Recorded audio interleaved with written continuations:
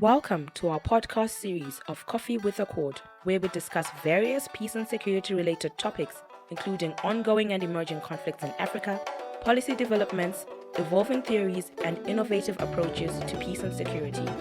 Our guests are conflict resolution practitioners, experienced mediators, and policymakers within the peace and security landscape. Enjoy this episode and feel free to leave your comments. Good day, and welcome to another segment of Coffee with a Cord. Our feature for today places focus on the efforts undertaken by young African women working in building peace. It is therefore my pleasure to introduce Ms. Paska Nyaboth. Paska is a youth and women rights activist from South Sudan. She is an expert in the IGAD roster of technical experts with the IGAD Mediation Support Unit, and is also involved in resolving conflicts in Tracks 1 and 3 mediation processes. Paska has been actively involved in monitoring and disseminating the South Sudan peace agreement to South Sudanese, with specific focus on the involvement of youth and women in conflict resolution.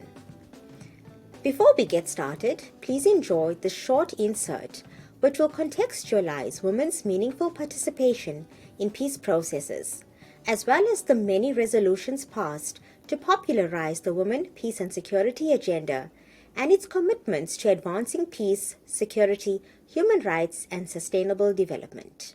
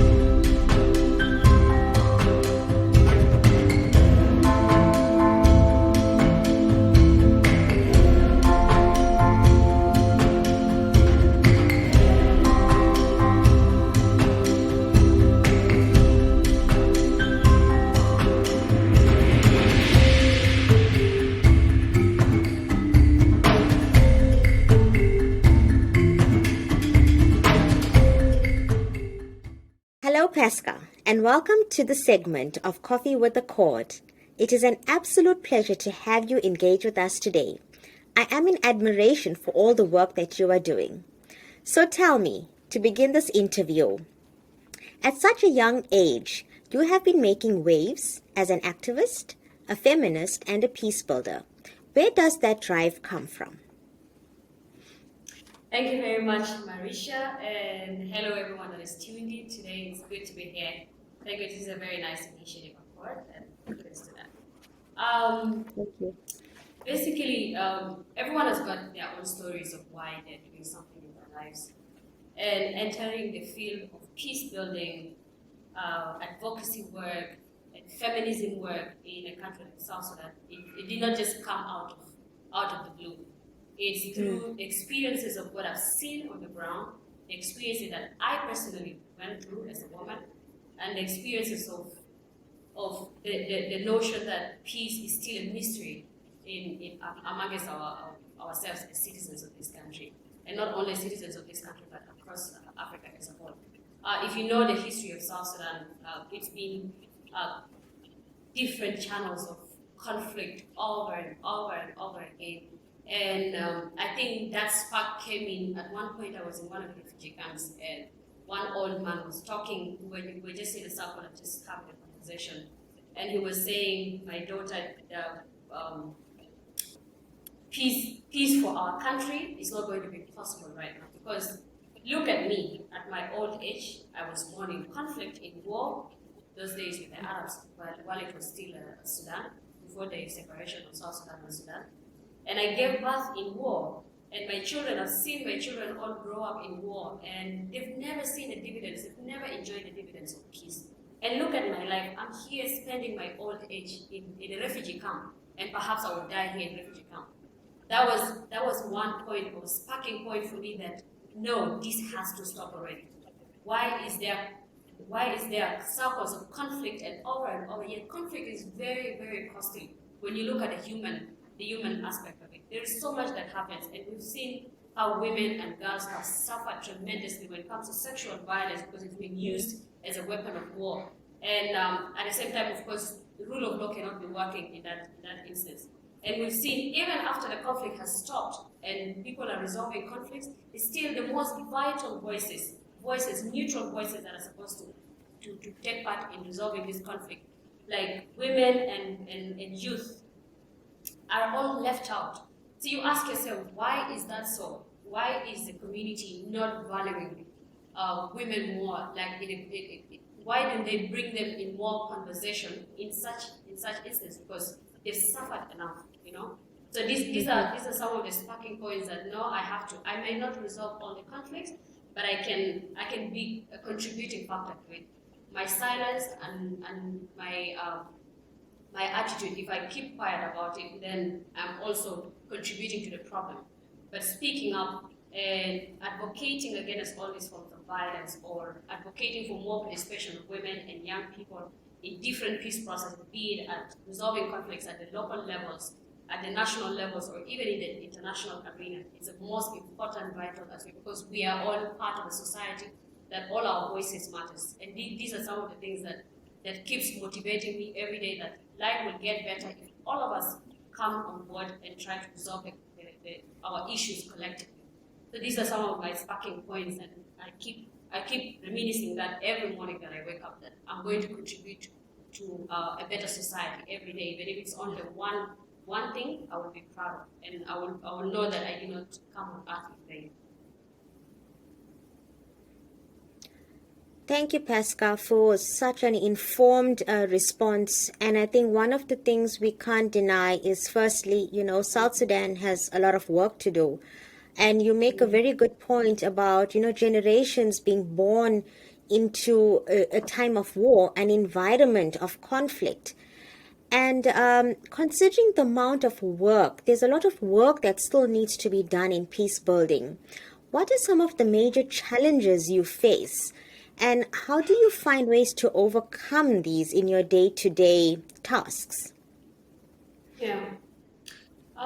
Challenges are there every day at individual level, at workspaces, and but majorly, let me speak about, as a feminist, what it means to work in such an environment, because it is still appalling that our feminism, our work, all my work as a feminist did not start as I wake up one morning and say, oh, I want to become a feminist because I read it somewhere. No, it's because I have seen what my foremothers have done, what my forefathers have done in regard to respecting the rights of women. In our African traditional society, there is a way they respect women, and women's voices are always appreciated and their opinions are always considered.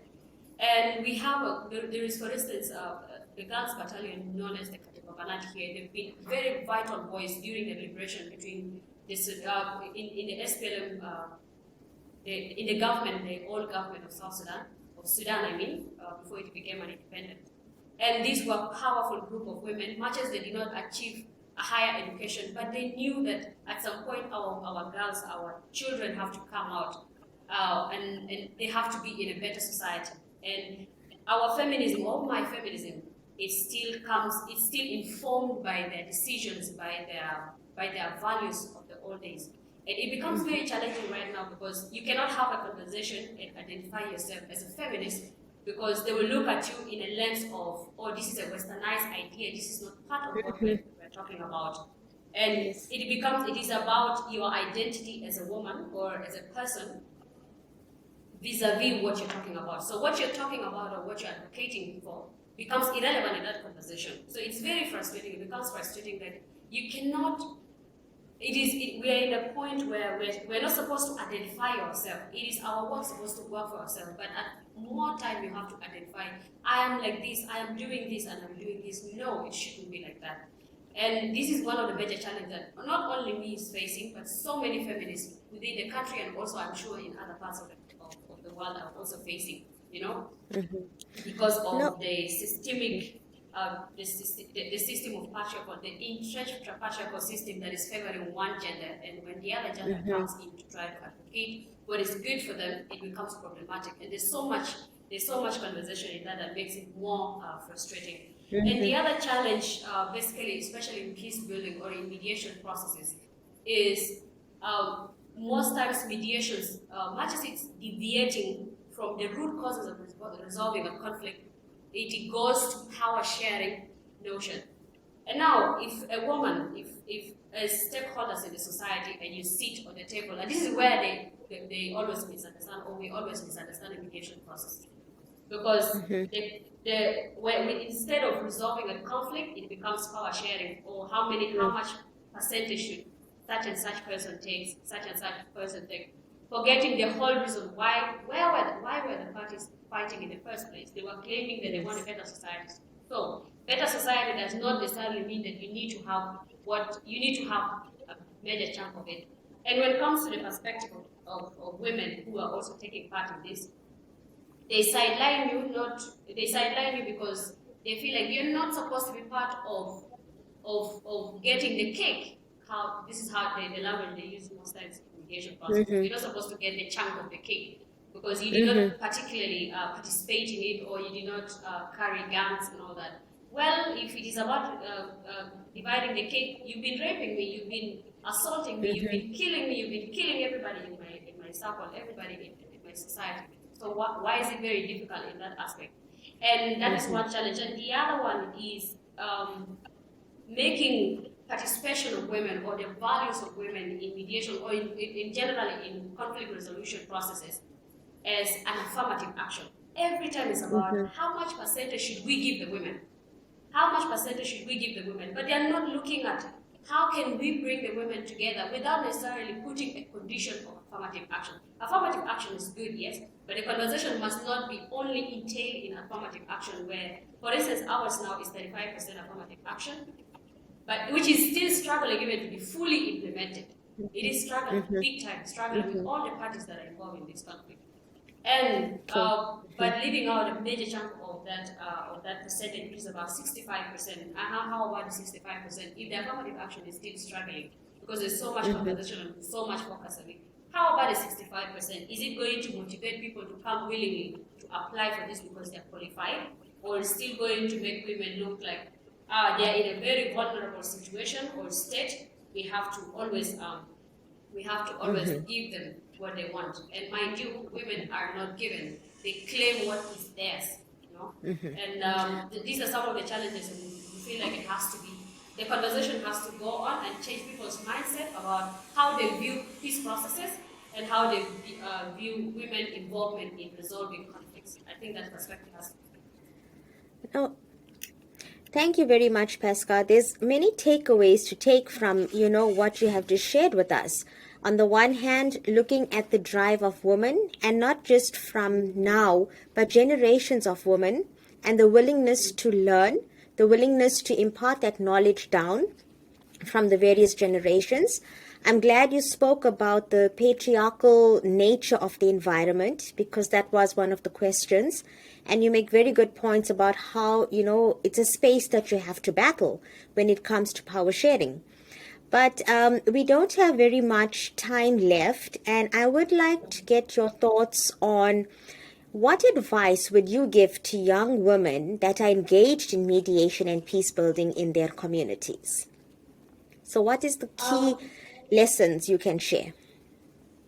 I think the key important thing is that whatever peace in process that you're involved in, or whatever situation you got yourself in, it is very important, because this society is composed of so many small things.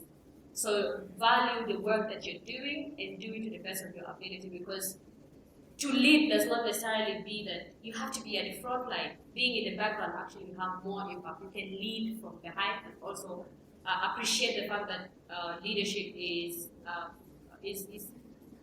co-shared. We have to co-share leadership with also the people ahead of us and the people where we are right now. We have to value first and foremost what we do, and do it to the best of our ability, and also co-share the spaces that we're in. And that will always give us that inclusivity of doing the best in the society. No, that's very good advice.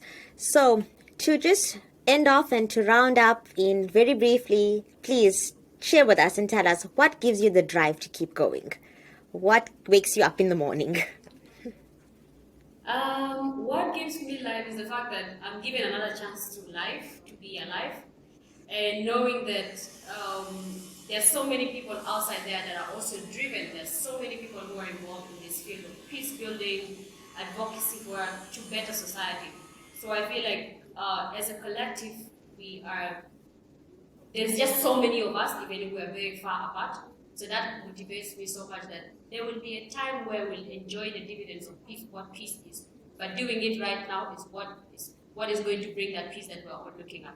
So starting all over again. If we fail today, tomorrow we know we're going to do it all over again. And this is the motivation that keeps me going. That's great. Wonderful. Paska, thank you so much for sharing your experiences and insights with us. It's an inspiration and motivation for young women on our continent to do the hard work that needs to be done. It was truly great to have you. So thank you so much. Thank you so And much. there you have it, viewers. And there you have it, viewers, a look at young African women working with vigor to achieve sustainable peace and stability in Africa. Thank you for watching today's episode of Coffee with Accord. Do not forget to subscribe to our YouTube channel so that you can receive notifications every time we post a new episode. For more updates, like our Facebook page, African Center for the Constructive Resolution of Disputes, or follow us on Twitter or on Instagram at Accord Online. To learn more about Accord, visit our website www.accord.org.za.